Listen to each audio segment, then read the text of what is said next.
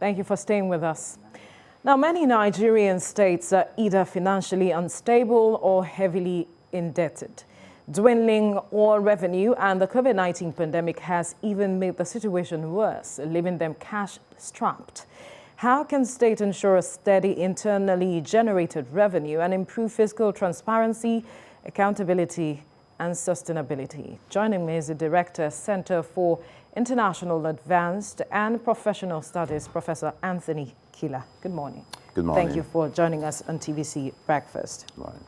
Let's begin with this program by the World Bank that began sometime in 2018. Yes. And there was a grant that is meant to run between 2018 and 2021. Yes.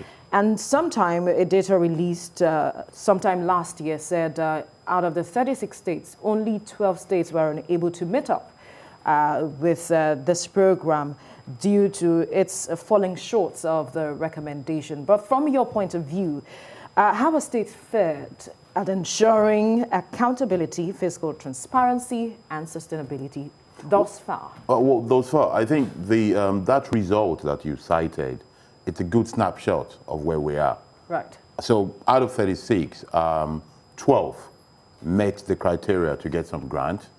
The rest of them, they don't meet it. It also tells you, among those 12, by the way, all animals are not equal. There were also who did very well and who trailed. Yeah. I'm very surprised, actually, at the states that did well. I saw Sokoto State there, I saw that. I think the first thing to do is maybe the whole of Nigerian states, pushed by people, should get together and learn from people doing well. Maybe that's a good state to start from. If, out of 36, you have the top 12, maybe they should sit around the top 5. And ask them what are they doing right. What are they doing right, so they can learn from them. But generally, we at CIAT, at the Center for International Advanced and Professional Studies, we had a round table just 2 days ago. And one of the things we learned there, led by Dr. Ayoteriba, is that actually, when we say the states are not sustainable, that we need to revert that potentially every state is sustainable. Right. The difference is that the states tend to be, two things that happen in Nigeria. One is that the states tend to be more focused on getting money from the central, rather than trying to create money in their own generate their own revenue. And when we say revenue, the emphasis should not be on tax. Right. It should be on attracting investments and creating wealth and jobs in their own state. So each state should be a wealth and investment generator. And they should put things in place to make that happen. As it is designed, federating units are supposed to feed the central port, not the other way around. Not the other way yes. around. But then we have the situation of the Constitution where the states cannot really access these potentials that you have mentioned to perhaps improve their revenue. And, push it to the center. So how do we deal with that if we are looking at... and therein lies the role of the, what we call the civil society. By civil society, I don't mean general activists. I mean political parties, politicians, media people like yourself, and all of us, to sit down and understand that we need to change the way that works. If there is a law, if there is an institution, laws and institutions are not monuments. They're social constructs that we decide to make to run out the country that way. So at some point, I think what we need to do is to say, no, let's change it. Rather than impeding Meaning states. tinkering with the Constitution? Tinkering to the Constitution. Oh, yes. Well, you say it as if it's the Bible, It's something that good men and women start together to put together. We can always change it. The Constitution is meant there. The laws, everything that we agree, is meant to serve us, not us to serve it. So if the Constitution as it stands is impeding the states to generate funds and to be a contributor to its own development, then we need to change that kind of constitution or any law indeed. But we are not seeing the state governors themselves pushing that narrative, knowing what potential their states can generate in terms of revenue. You're very right, you're spot on. They're not pushing that narrative, at least it appears they're not pushing it, because the rest of us are not focusing on the states. Most people tend to be talking about the federal government. So we're losing our focus on the state, because everybody's looking to that central. It is my view, actually, I have a more radical view. Most experts agree that more focus should be on the state. I personally actually feel that more focus, most power should be with the local government. I think everybody should look at the place nearer to them.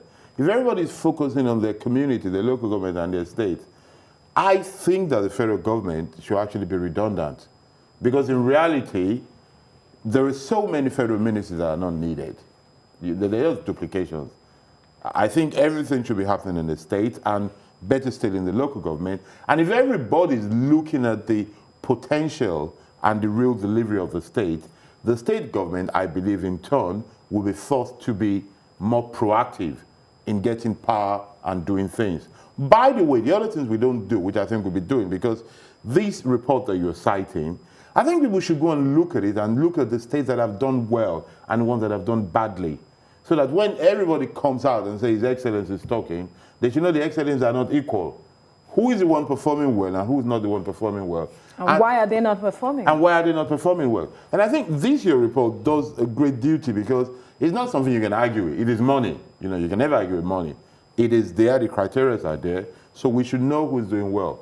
I think it would be good for all readers to go and find out, for example, who are the top 5, who are the last 5. And that should affect our conversations and our view of the state. Now, let's get back to something you mentioned, tinkering with the Constitution, Yes. Which some persons have referred to as restructuring. Yes. And we see the sentiment that has developed whenever that is talked about and how it has gone on for a while now. What would it take to perhaps have that conversation that will drive this tinkering that you have mentioned and ensures that we see the potentials, build on it? At this time, almost all the states are going through an economic challenge, Yes. a recession due to the pandemic. Well, what do I hope persuasion and understanding will lead to everybody to understand that the constitution and the structure of Nigeria, the way it stands, cannot work. I fear it will happen out of desperation, fear, and violence. That is what I dread.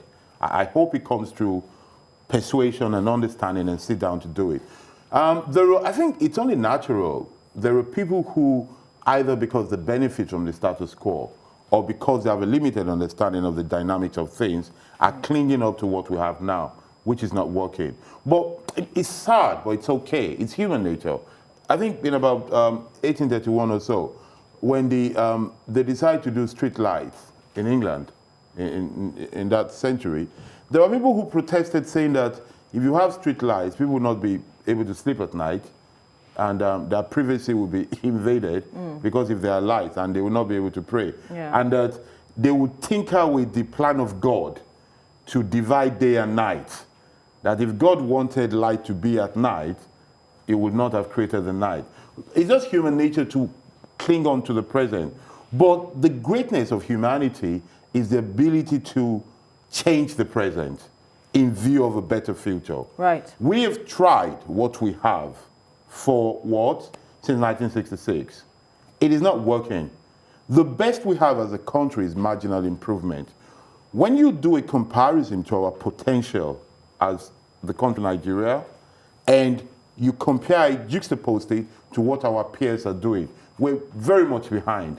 So those who really love peace, and this is an appeal to all men and women of goodwill, to actually sit down and say, what is it we're defending? It's not working. So we need to look away. We need to have a relook at it and change what is changeable.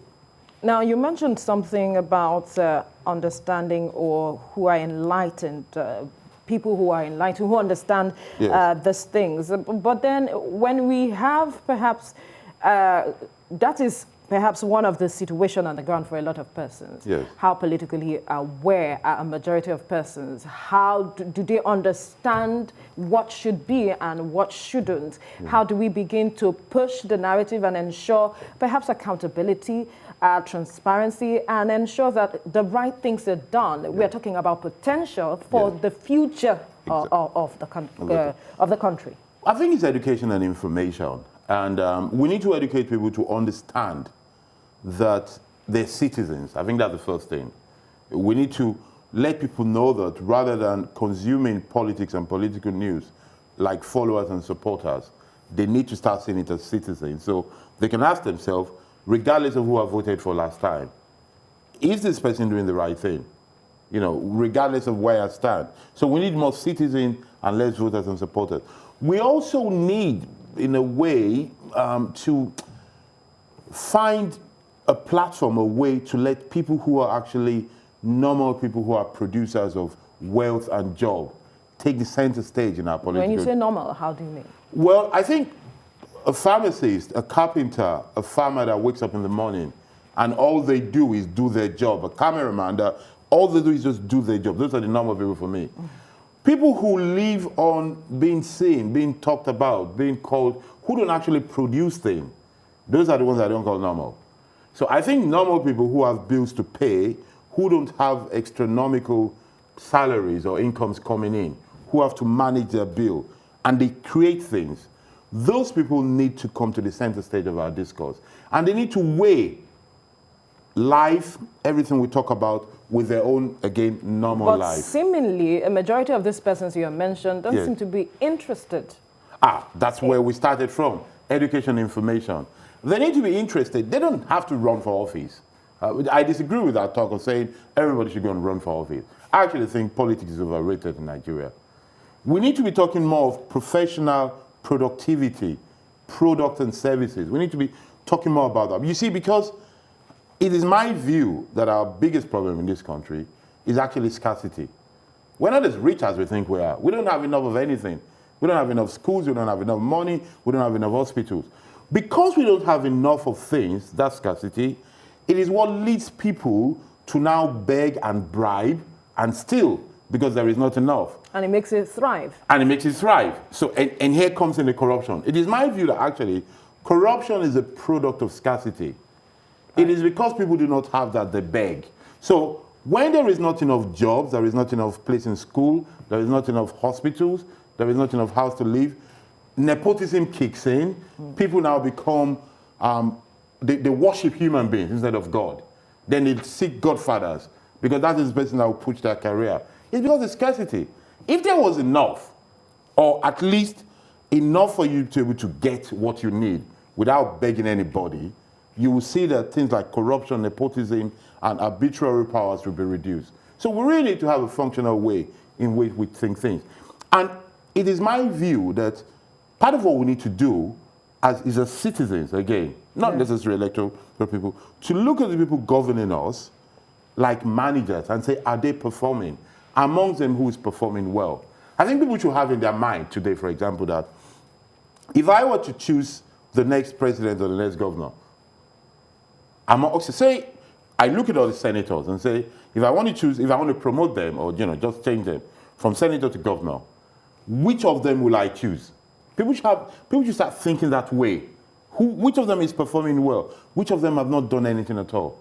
If I was going to take between governors, past or present, as the next president, people should be thinking which of them is actually working where he is today so that we can move him to another Delivering level. on the dividends of democracy. Even that 10 dividends of democracy, we like it, but it's very mercantile, it's strange. Right. Let's just say performing in their duty. We should judge governors and senators the way we judge doctors and carpenters. Very crucial.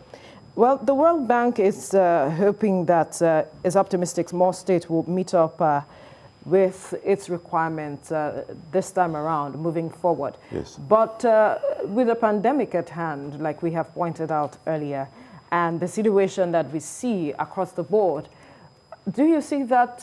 Do you see us scaling up in terms of more states being able to meet up? Well, I think they will. I'm quite optimistic for a very simple reason. They've lost out on a lot of money.